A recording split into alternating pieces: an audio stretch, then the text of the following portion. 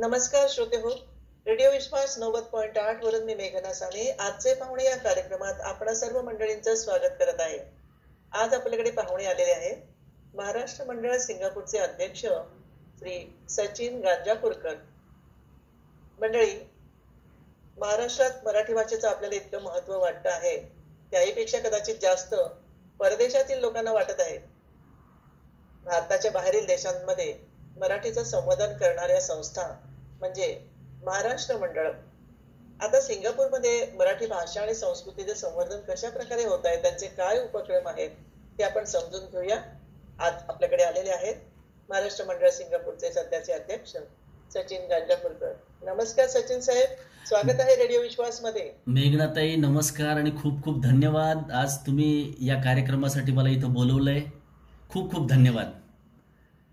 हो, खूप उत्सुकता आहे आम्हाला की सिंगापूरमध्ये तमाम महाराष्ट्र मंडळाची जी काही सभासद आहेत ते खूप उपक्रम करतात असं आम्ही ऐकलेलं आहे. म्हणजे त्यांच्या बातम्या आमच्यापर्यंत पोहोचत असतात. कधी कधी आम्हाला ते सहभागी करून घेतात. त्यांचे काही कवितांचे कार्यक्रम, त्यांची मासिकं निघतात आणि हे सगळं कसं काय चालतं एकंदर जग मराठीचं समजून घेऊया. तर आपण सांगाल का की काय काय उपक्रम आपले असतात? निश्चित निश्चित मेघनाताई. एक तर पहिलं तुमचं मी अभिनंदन करतो आणि नंतर महाराष्ट्र मंडळ सिंगापूर बद्दल बोलतो. आत्ताच तुम्ही केलेला ऑस्ट्रेलियाचा कार्यक्रम हा खूप चर्चेत आहे आणि खूप सुंदर झाला. त्याबद्दल सर्वप्रथम तुमचं अभिनंदन. आणि तुम्ही जे कार्य अविरत करत आहात किंवा आमच्या मंडळासाठी सुद्धा विविध स्तरावरती ज्या वेळेला कार्यक्रम आखले जातात आणि तुम्ही सहभाग घेता, हे खरंच आमच्यासाठी स्फुरण आहे. आणि तुमच्या प्रश्नाकडे वळतो की महाराष्ट्र मंडळ सिंगापूर कसं कार्य करतं. तर थोडक्यात जर मंडळाची माहिती द्यायची असेल तर मी सांगेन हे मंडळ आता 28व्या वर्षात पदार्पण करते. जुनं मंडळ आहे, सातत्य आहे. मंडळाच्या आत्तापर्यंतच्या कार्यकारिणींनी खूप सुंदर सुंदर कार्यक्रम राबविलेले आहेत आणि येणारी प्रत्येक कार्यकारिणी त्याच्यात सातत्य ठेवत नाविन्य काय आणता येईल याचा प्रयत्न करत असते. आणि हे करत असताना निश्चितच जेही कार्यक्रम आपण देतो मग त्यामध्ये ती गुणवत्ता दिसायला लागते. आणि हाच महाराष्ट्र मंडळाच्या मला वाटतं कार्यशैलीचा भाग आहे की आपण संपर्क ठेवतो, सातत्य ठेवतो आणि सदस्यांचा सहभाग असेल याची काळजी घेतो. तर ही थोडक्यात 28 वर्ष झाली तर म्हणजे 25 वर्ष झाल्यानंतर एक रौप्य महोत्सवही झाला होता का? हो हो हो, रौप्य महोत्सवी वर्ष. त्यावेळेला खूप सुंदर सुंदर कार्यक्रम झाले होते आणि 25 वर्ष पूर्ण झाले. तो उत्साह आणि कोविड पूर्वी होतं ते, म्हणून निश्चित तुम्ही समजू शकता की खूप प्रचंड सहभाग आणि ऊर्जा हे सर्व होतं त्यावेळेला. भारतातून कोण कोण आले होते त्यावेळी? आणि भारतातून म्हणून नाही, भारतातून तर आलेलेच होते. दक्षिण आशियाई महाराष्ट्र मंडळांचे सुद्धा त्यावेळेला समन्वयक आहेत, सभासद आहेत, ते सुद्धा आले होते. तर इव्हन तुम्ही स्वतः आला होतात, पण तुम्ही स्वतः मला वाटतं 25व्या वर्षाच्या वेळेला नव्हता, पण त्यापूर्वी येऊन गेलात, राईट? 2005 मध्ये आले होते. हा, बरोबर. तर बऱ्यापैकी सहभाग होता थोडक्यात म्हणजे. आणि तिथे कवी मंडळी खूप आहेत असं ऐकलं. कवितेचे काही उपक्रम चालू आहेत वगैरे? हो, म्हणजे मंडळाचा शब्दगंध म्हणून एक समूह आहे जो की स्वरचित कवितांवरती भर असतो. म्हणजे एक चित्र दिलं असतं, त्या चित्रावरून चित्रकाव्य अपेक्षित असतं कवींकडनं करणं आणि एक दुसरा विषय दिला असतो. म्हणजे सुरुवातीला जेव्हा ही संकल्पना होती, मी अशाच जोडल्या गेलो ह्याच्याशी, पण जे पूर्वीपासनं हे 15 वर्ष होऊन गेले, ऑलमोस्ट 17 वर्ष झाली त्याला. आणि या काळामध्ये चित्रकाव्य, विषयावर आधारित काव्य आणि कवींची जी प्रतिभा आहे, एकाच विषयावर किती वेगवेगळ्या पद्धतीने विचार करत कवी कविता करू शकतात किंवा एका चित्राला बघण्याचे दृष्टिकोन काय असू शकतात, हा असं सुंदर अविरत चालू असलेला आणि सदस्य सहभागातून, पुढाकारातून चालणारा हा कार्यक्रम अजूनही चालू आहे. आणि त्याला शब्दगंध असं नाव दिलेलं आहे. मंडळाचे विविध उपक्रम आहेत, त्यातला शब्दगंध हा एक आहे जो कवितेवर आधारित आहे. आणि संगीतासाठी काय काय उपक्रम आहे?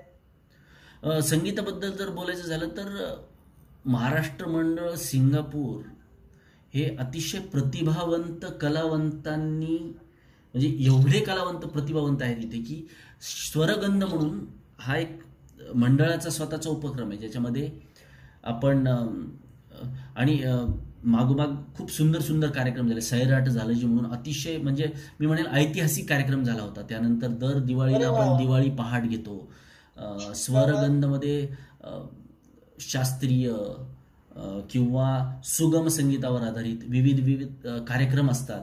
तर स्वरगंध हा संगीताशी संलग्न समूह आहे, ज्याच्यामध्ये संगीत दिग्दर्शक, कार्यक्रमाचे दिग्दर्शक, गायक हे सगळे मंडळाचे सदस्य आहेत. आणि हे सगळे पारंगत, अतिशय म्हणजे अभ्यासू मी म्हणेल सदस्य आहेत त्यात. छान. म्हणजे मराठीचं संवर्धन अशा प्रकारे होतंय की नवीन कवी त्यांनाही व्यासपीठ मिळतंय, नवीन संगीतकारही तयार होण्याची शक्यता आहे, नाही का? हो, आणि तुम्ही फार सुंदर एक आठवण करून दिली मला. म्हणजे मंडळाच्या कवींनी रचलेल्या कवितांना संगीत देऊन अद्वैताची गाणी म्हणून एक कार्यक्रम प्रसारित झाला होता आणि ते रेकॉर्डेड आहेत यूट्यूबवरती. कधी वेळ मिळाला तर निश्चित ऐकाल. अतिशय सुंदर कविता, गझल, त्यांना मंडळाच्या सदस्यांनी दिलेले संगीत, गायकांनी दिलेले आवाज, तर शब्दगंध आणि स्वरगंधचा आम्ही असं एक गुंफून तो एक कार्यक्रम झाला होता सुंदर. अरे वा, मला हे खूप छान वाटलं. इतके उपक्रम होत आहेत, पण काय हो, मला सांगा, महाराष्ट्र मंडळाच्या कार्यक्रमांमध्ये किंवा उपक्रमांमध्ये जास्त करून 50शीच मंडळी असतात असं नाही वाटत तुम्हाला? नाही, मी म्हणजे थोडं वेगळ्या दृष्टिकोनातून बघेल. काय आहे की सिंगापूर असो किंवा परदेशात कुठेही कामाला जे आलेले असतात ते 20शीच्या उत्तरार्धात किंवा 30शीच्या सुरुवातीला आलेली जनता असते. नंतर मग ते 5-7 वर्ष त्यांची पुढची पिढी तयार होणं, मग तर एक 25 ते 44 हा एक समूह आहे. म्हणजे जर आपण सांख्यिकी शास्त्राने जर बघितलं, तो जगात तुम्हाला कुठेही दिसेल, आणि तुमचा तर जास्त अभ्यास आहे याच्यावरती. हा एक मोठा समूह आहे ज्याच्यामध्ये नवीन लग्न होऊन आलेले किंवा जस्ट संसाराला सुरुवात झालेली आहे, आणि मग पुढे पुढे जात 50 पर्यंत आलेले जे आहेत ना, ते मार्गदर्शक म्हणून किंवा त्यांचा अनुभव ह्या सर्वच मंडळांना देतात, ह्याच्यात काही शंका नाही. पण मूळ समूह जर म्हणाल तर 25 ते 44 हा वयोगट जो आहे हा प्राकर्षाने जाणवला मला आहे तो. म्हणजे तरुणांना सहभागी करून घेण्यासाठी असे उपक्रम असतात की त्यांना हे आकर्षण वाटेल. आता आपण पुढच्या पिढीसाठी काय करणार आहोत? आपली मराठी पुढच्या पिढीसाठी कशी काय जतन करून ठेवायची? आणि सिंगापूरच्या महाराष्ट्र मंडळाबद्दल म्हणाल तर यापूर्वी जे आमचे समित्या होत्या त्यांनी फार सुंदर उपक्रम सुरू केला होता की अरुण तरुण म्हणून एक समूह असतो. मी 25 ते 44 हा प्रमुख समूह सांगितला, पण 15 ते 25 या वयोगटात आणि त्याहीपेक्षा म्हणजे हे जे अरुण तरुण आहेत, हे स्वतः ही जी मुलं आहेत ही म्हणजे बऱ्यापैकी दुसरं जनरेशन म्हणाल तुम्ही. ही जी मुलं आहेत ना, ह्यांच्यामध्ये खूप चांगले संगीतकार आहेत, ह्यांच्यामध्ये खूप चांगले आता साहित्यामध्ये अगदी अस्खलित मराठी म्हणून नाही म्हणणार मी, पण उदयोन्मुख आहेत कलाकार. तर ह्यांच्यासाठी आम्ही चर्चासत्र आयोजित करतो. वादविवाद कट्टा आहे किंवा स्वरगंधची एक विंग आहे जी की अरुण तरुणांनीच लीड केली जाते. म्हणजे आमचा सैराट झालं जी जेव्हा कार्यक्रम झाला, आमची एक अरुण तरुण सदस्य आहे आणि तिने तो पूर्ण कार्यक्रम म्हणजे ज्या उत्साहाने सादर केला होता, आणि तिच्यासोबत अजूनही अरुण तरुण सदस्य होते. तर ह्या अरुण तरुणांचा खूप मोठा सहभाग असतो महाराष्ट्र मंडळ सिंगापूरमध्ये. गणपती ज्या वेळेला गणपती उत्सव, गणेश उत्सव असतो, सर्व व्यवस्थापन अरुण तरुण सांभाळतात. आणि जसं अमेरिकेमध्ये किंवा जर्मनीमध्ये आपण पाहतो की मराठी शाळा निर्माण झाल्या आहेत पुढच्या पिढीला मराठी शिकवण्यासाठी, अशी काही व्यवस्था सिंगापूरमध्ये केलेली आहे का तुम्ही? सिंगापूरमध्ये आम्ही दर आठवड्याला, दर रविवारी हसत खेळत मराठी म्हणून आमचं मराठी शाळा मंडळातर्फे चालवतो. आणि हे सर्व स्वयंसेवक आहेत मुळात. म्हणजे स्वतः शिकवायला येणे, म्हणजे ज्या शिक्षिका आहेत, जे शिक्षक आहेत, जे समन्वयक आहेत, हे स्वयंस्फूर्तीने ही मराठी शाळा चालवतात. वर्षानुवर्ष ही चालू आहे. सुरुवातीला ही एक छत्र म्हणजे एका जागेवर येऊन विद्यार्थी शिकायचे, शिक्षक तिथे जायचे. पण या कोविडच्या 2 वर्षांच्या काळामध्ये मराठी शाळा जी ती ऑनलाईन सुरू आहे. आणि मूळ हेतू हाच आहे की हे जे 8 वर्षापर्यंतचा वयोगट आहे, 12 वर्षापर्यंतचा आहे, 16 वर्ष, तर ह्या मुलांना त्या त्या वयानुसार हसत खेळत मराठी कशी शिकवता येईल यावर सध्या भर आहे. आणि आपण हाही प्रयत्न करत आहोत की आता शासनाच्या माध्यमातून म्हणा किंवा मराठी भाषा, इथे गुजराती भाषा शिकवली जाते, बंगाली भाषा शिकवली जाते, तेलुगू शिकवली जाते, तमिळ तर इथली राष्ट्रभाषेतला एक भाग आहे 4 भाषांपैकी. तर मराठी भाषा अजून संवर्धनासाठी काय करता येईल हा एक प्रयत्न करायचा. बघूया त्यात काही यश येतं ते. पण मंडळातर्फे सध्या तरी हसत खेळत मराठी शाळा चांगल्या पद्धतीने चालू आहे. बरोबर. आणि म्हणजे सिंगापूरमध्ये मूळ कोणती भाषा बोलली जाते? चीनी किंवा इंग्रजी? हा, तर व्यवहारासाठी इंग्रजी भाषा वापरली जाते. चीनी मुख्य भाषा आहे, मले भाषा आहे, आणि तमिळ सुद्धा इथली एक 4 भाषांपैकी तमिळ एक मुख्य भाषा आहे. अच्छा, म्हणजे तेथील शाळांमध्ये तमिळ भाषा ही सेकंड लँग्वेज म्हणून शिकवली जाते का? हो हो, शिकवली जाते. शिकवली जाते. मग तशी आपली मराठी पण सेकंड लँग्वेज व्हावी यासाठी तुम्ही प्रयत्न करतात ना? हा, आणि प्रामाणिक इच्छा आहे. बघूया काय यश येतं ते. कारण गुजराती सुद्धा इथल्या हिंदी भाषा आहे, हिंदी पण शिकवली जाते, गुजराती शिकवली जाते, तेलुगू शिकवली जाते. तर आपण प्रयत्न करूया, बघूया आता काय होतं ते. म्हणजे आता तुमचे तिथे जे कार्यक्रम होतात, मोठे कार्यक्रम, मग तिथले म्हणजे हायकमांड त्याच्यामध्ये काही रस घेतात का? दूतावासाबद्दल बोलताय? म्हणजे काही तिथे मला वाटतं 15 ऑगस्टचा कार्यक्रम झाला होता. हो, त्याच्यामध्ये तर म्हणजे भारतीय दूतावासातर्फे जे कार्यक्रम राबविले जातात तर त्यामध्ये महाराष्ट्र मंडळ हिरिरीनं भाग घेतं. म्हणजे मी अगदीच मागच्या एका महिन्यात बोलायचं झालं तर वर्ल्ड सायकल डे होता. आपल्या मंडळाच्या 15 सदस्यांनी, म्हणजे तिथे जर 60-70 जण आले असतील तर विचार करा, 15 सदस्यांनी तिथे हिरिरीने भाग घेतला. मंडळाचे इतर सदस्य जे अजून संस्थांशी संलग्न आहेत त्यांनी सुद्धा भाग घेतला. त्यांनी पण सांगितलं की आम्ही पण भाग घेतोय. काल जागतिक योगा दिवस होता, मंडळाच्या सदस्यांनी त्यात सुद्धा भाग घेतला. लोकसभेचे अध्यक्ष आले होते इथे, ओम बिर्लाजी.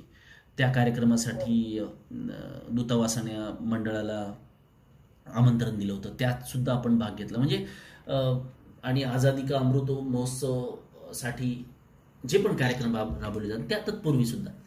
तर आपलं मंडळ आपल्या दूतावासासोबत आणि इथल्या स्थानिक संस्थांसोबत खूप संलग्न होऊन काम करतं.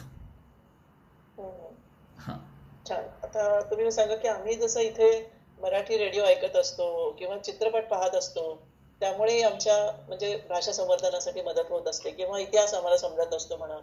मग आता तिथे काही मुलांना मराठी चित्रपट वगैरे पाहायला मिळतात?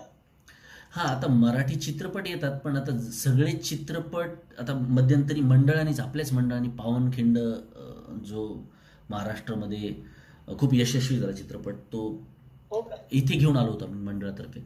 पण तो इथे काय आहे की त्याला NC-16 दर्जा दिल्यामुळे 16 वर्षाखालच्या मुलांना तो बघता नाही आला.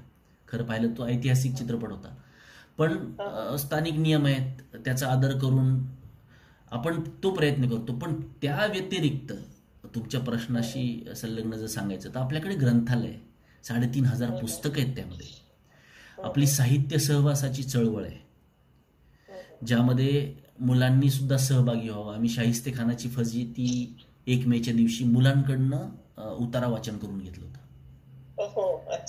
तर हा एक प्रयत्न असतो की म्हणजे चित्रपट, नाटकही असतात. मुळात आमचा एक नाट्यरंग म्हणून समूह आहे आपल्या मंडळाचा, आणि त्या नाट्यरंगामध्ये दिग्दर्शक, लिखाण, कलाकार हे सर्व मंडळाचे सदस्य आहेत.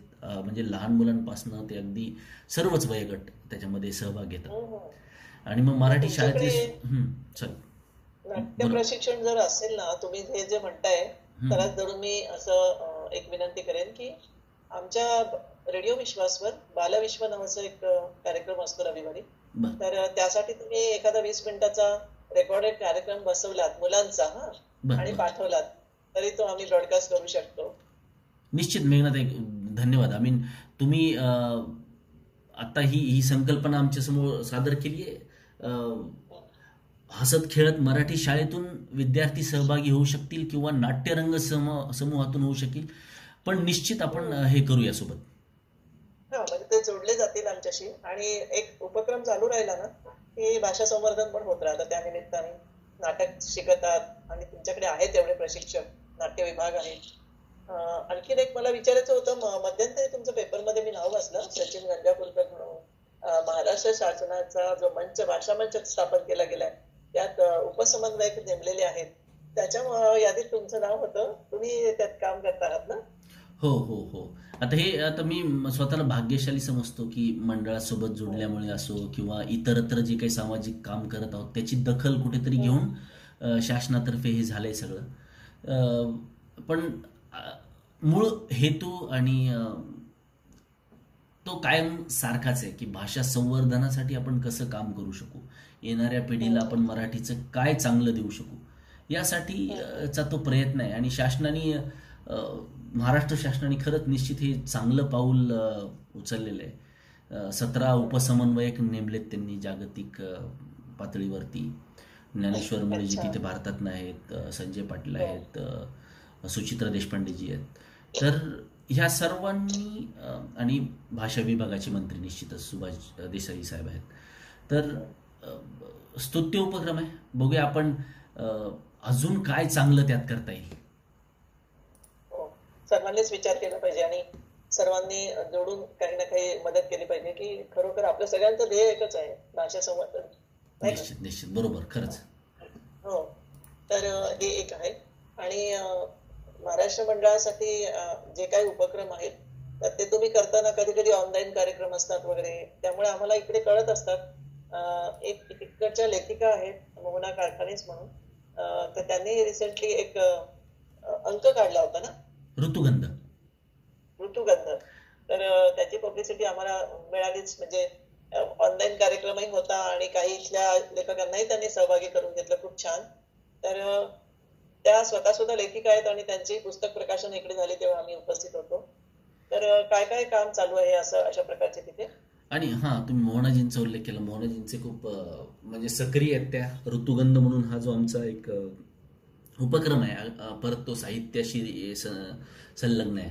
साहित्य आहे, त्यामध्ये कविता आहेत, चित्र आहेत, प्रवास वर्णन आहेत. काही नवीन सदर त्यांनी खुली केली यावर्षी. त्या समितीच्या संपादक आहेत ऋतुगंधच्या. तर आम्ही एक प्रयोग म्हणून, यापूर्वी व्हायचं ते, मंडळाचे सदस्य जरी नसाल तर एक प्रायोगिक तत्वावर एखाद्या अंकामध्ये तुम्ही लिहावं, तुमची प्रतिभा, तुमचं चांगलं लिखाण सर्व वाचकांपर्यंत पोहोचावं, हा एक मंडळाचा प्रयत्न ऋतुगंध मार्फत असतो. आणि ऋतुगंधचे अंक प्रकाशित करतो. यापूर्वी 6 व्हायचे, पण काय झालं की मागच्या 2 वर्षामध्ये ऑनलाईन कार्यक्रम एवढी वाढली की सतत ऑनलाईन असण्यापेक्षा एक दर्जा कायम राहावा म्हणून आपण यावर्षी ऋतुगंधचे 4 अंक करणार आहोत यावर्षी. आणि यापूर्वी 6 व्हायचे ते अंक.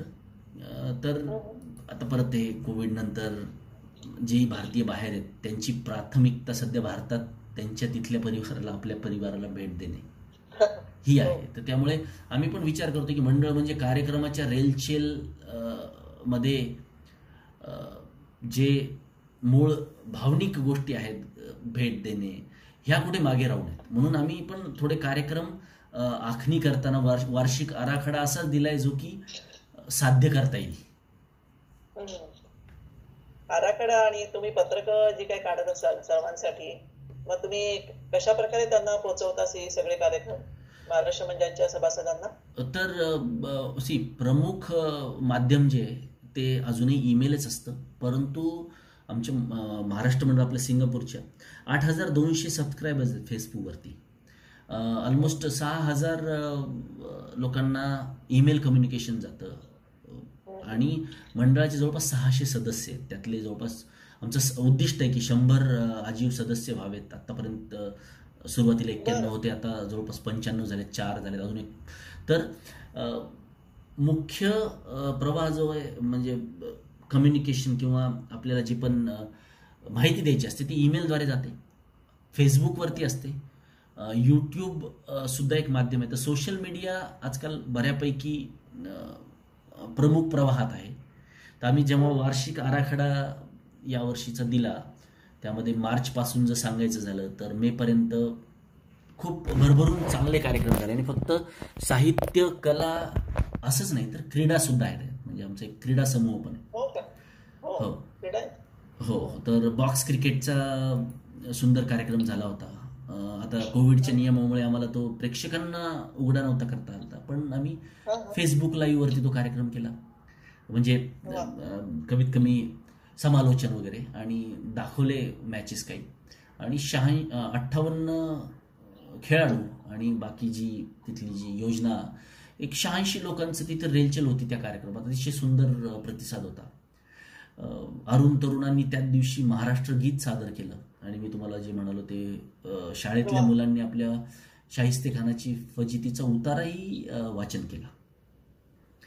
तर हे सगळं चालू असताना यापूर्वी महाराष्ट्र मंडळाने आमचे जे लेखक दिग्दर्शक त्यांचा लघुपट होता रूल म्हणजे रूल, तो प्रदर्शित केला. त्यापूर्वी आपण गुढीपाडव्याला नवविवाहित जे दाम्पत्य त्यांच्या घरी जाऊन गुढीपूजन महाराष्ट्र मंडळ तिथे आयोजन करतं. यावर्षी ते पण आपण केलं.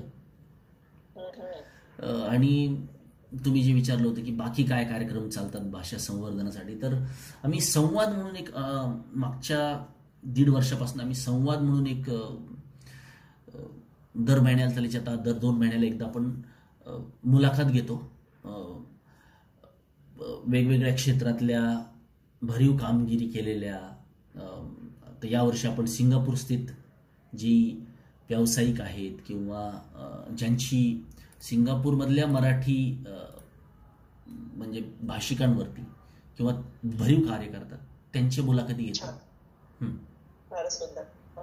हे माहिती करून घ्यायलाच लागतं ना की कोणी कोणी काय काम केलंय आपल्या देशात, आणि मग सगळ्यांनी मिळून ते काम पुढे जात असतात. तुम्ही म्हणताय भाषा संवर्धनासाठी, पण मला असं वाटतं तुमची महाराष्ट्र मंडळ केवळ भाषा संवर्धनासाठी नाही, ते संस्कृती संवर्धन सुद्धा होत आहे. तुम्ही आता जे जे सांगितलं की गुढीपाडवा आहे, अमुक आहे, दिवाळी साजरी करतात. तुम्ही अगदी योग्य टिपलं मेघनाताई. ते खरंच म्हणजे भाषा संस्कृती हे प्रमुख म्हणजे त्याचे अंग आहेत. तर संस्कृती म्हणालात म्हणून म्हणतो महाराष्ट्रातल्या माणसाला गणपती हा आपल्या संस्कृतीचा भाग आहे. जात धर्म पंथ सगळं सोडून त्याच्यावरती आपल्या संस्कृतीचा भाग आहे. तर महाराष्ट्र मंडळाचं गणेशोत्सव आयोजन सुद्धा खूप सुंदर असतं. म्हणजे आपण त्यामध्ये साहित्यिकांसाठी जे जे उत्तम साहित्य आहे ते वाचनाचा कार्यक्रम ठेवतो एक दिवस, विविध गुणदर्शनाचा कार्यक्रम ठेवतो. कधी कधी व्यावसायिक रंगभूमीतील महाराष्ट्रातील कलाकारांना आपण इथे घेऊन येतो गणेशोत्सवादरम्यान. आणि गणपती अथर्वशीर्षाचे कार्यक्रम असतात. स्थानिक कलाकार सजावटीसाठी पुढे येतात. म्हणजे खूप खूप सुंदर आणि उत्साहाचं वातावरण असतं ते. हो ना. म्हणजे खरोखर ते सण तिकडे साजरे करणं आता बोलायला सोपं वाटतंय की आम्ही गणपती वगैरे साजरे करतो, पण कुठल्याही दुसऱ्या देशामध्ये हे सगळं साजरं करणं हे किती कठीण आहे ते मी कल्पना करू शकते. आणि मुळात तिथे जन्मलेली जर मुलं असतील तर त्यांना हे सगळं सांगणं, जेव्हा वातावरण खूप वेगळं असतं, तर हे सगळे चीनी लोक आजूबाजूला आहेत, वेगळ्या भाषेचे लोक वेगळं बोलतायत, त्यावेळी हे सगळे संस्कार करणं ही खूप मोठी गोष्ट आहे. म्हणून मला असं वाटतं तुम्ही खूप एक मोठं काम करताय की भाषा आणि संस्कृतीचं संवर्धन करायचं. पण तुम्हाला असं का वाटलं की दुसऱ्या देशात गेल्यावर सुद्धा आपल्या भाषेची गोडी म्हणजे आपल्या भाषेची जास्त आठवण येत होती का? मला वैयक्तिक असं वाटतं आणि मला वाटतं बरेच जण माझ्यासोबत सहमत असतील. भाषा हे आपल्या संस्कृतीचं तिथेच मूळ नांदी आहे. ज्या दिवशी आपण आपली भाषा सोडू ना त्या दिवशी आपली संस्कृती संपायला सुरुवात होते. असं कुठे ना कुठे माझ्या माहित नाही वाचनात असेल काय ते, पण मनावरती असं बिंबल्या गेलेलं आहे की ज्या दिवशी आपली भाषा संपली त्या दिवशी आपली संस्कृती संपायला सुरुवात झालेली असेल. म्हणून ती भाषा आपण संवर्धित केली पाहिजे. ते तर आहे, संस्कृती संपेलच, पण आपण जे स्वतः असतो ते सुद्धा भाषेने घडलेले असतो. म्हणजे आपले आचार विचार आजूबाजूचं वातावरण हे सगळं आपल्या भाषेचं असतं. हे आपल्याला कळत नाही, पण परदेशात गेल्यावर जास्त कळतं की भाषा आपल्या आजूबाजूला नसेल तर खूप एकटेपणा वाटायला लागतो ना. आणि आपले सणवार आपले चालीरीती जेव्हा आपल्या बरोबर नसतात तेव्हा वाटायला लागतं. दुसरं म्हणजे तुमच्या पुढच्या पिढीची म्हणजे जे मुलं आहेत त्यांना जर मराठी आली नाही तर मग ते आजी आजोबांशी कसा संवाद साधणार, नाही का? भारतातले त्यांचे नातलग असतील त्यांच्याशी कसा संवाद साधणार, हेही एक आहे ना. खरे खरे खरे. त्यामुळे भाषा हा जोडून ठेवण्याचा धागा जो आहे तो धागा निश्चित चांगला असतो. तो भक्कम करण्यासाठी काही ना काही प्रयत्न करावे लागतील हे तिथे गेल्यावर लक्षातच येतं. पण खूप खूप शुभेच्छा महाराष्ट्र मंडळाच्या कार्यक्रमाला. आणि आपण जर भारतात आलात या भाषा मंचाच्या कार्यक्रमाच्या निमित्ताने तर आम्हाला जरूर भेटा. आमचंही काही सहकार्य होऊ शकलं, थोडीशी खारीची मदत होऊ शकली तर आम्ही जरूर करू. निश्चित निश्चित मेहनत आहे आम्ही. आणि भाषा संवर्धनासाठी येणं होईलच असं दिसतंय. शासनाने ज्या पद्धतीने कार्यक्रम आखलेला आहे ते होत राहील. मंडळाचे जे कार्यक्रम आहे आम्ही तुम्हाला वेळोवेळी तसं कळवू. गीत रामायण हा एक महाराष्ट्रीयन माणसासाठी, मराठी माणसासाठी अस्मितेचा प्रश्न आहे आणि तो एक महत्वाकांक्षी कार्यक्रम आपण यावर्षी करणार आहोत. म्हणजे 2 वर्षांपूर्वी जय्यत तयारी झाली होती, पण हे कोविड दरम्यान ते सर्व थांबवायला लागलं. पण त्याच हिरिरीने, त्याच उत्साहाने ते उचलून परत करायचंय. तर त्या संदर्भातही प्रसारासाठी निश्चितच तुमच्याशी संपर्क केला जाईल. आणि आपणही जे कार्य करत आहात या सर्व मंडळींना या प्लॅटफॉर्मवरती एकत्र आणण्याचं, या माध्यमातून एकत्र आणण्याचं ते खूप स्तुत्य आहे. त्यामुळे आज मला संधी मिळते. माझ्यासारखे अनेक असे कार्यकर्ते असतील जे तळागाळात काम करतात, त्यांनाही ही संधी मिळेल आपल्या माध्यमातून मराठी भाषा संवर्धनासाठी काय करता येईल हे पुढे आणण्याचं. अगदी छान. तेव्हा रेडिओ विश्वासाचे मी आपल्याला धन्यवाद देते. धन्यवाद. आणि धन्यवाद पुन्हा तुमचे. कधीही आलात तर आमची आठवण ठेवा. रेडिओ विश्वाससाठी तुम्हाला जर एखादा उपक्रम सुचवावा असं वाटला तर जरूर सुचवा आणि आपल्या मुलांना एखादा कार्यक्रम घेऊन रेडिओ विश्वासवर जरूर पाठवा. नक्की नक्की. तुम्ही जे म्हणालात ते नाट्य प्रशिक्षणाचं मी नोंद घेतलेली आहे. त्याची चर्चा करून आपल्या माध्यमातून तो कार्यक्रम कसा प्रसारित करता येईल. आमचा एक नृत्यरंग म्हणून पण समूह असतो, त्यांचंही काही असेल जे आपल्या माध्यमातून काही प्रसार करता येईल तर निश्चित मेघनाताई आपण त्याच्याबद्दल भविष्यात चर्चा करू आणि कसं करता येईल बघूया ते. धन्यवाद सचिन गांजापूरकर. धन्यवाद. आज आपण मला इथे बोलवलं, वेळ दिला त्याबद्दल धन्यवाद. श्रोते हो, ऐकत रहा रेडिओ विश्वास 90.8 कम्युनिटी रेडिओ. तुमचं जगणं, तुमचा आवाज.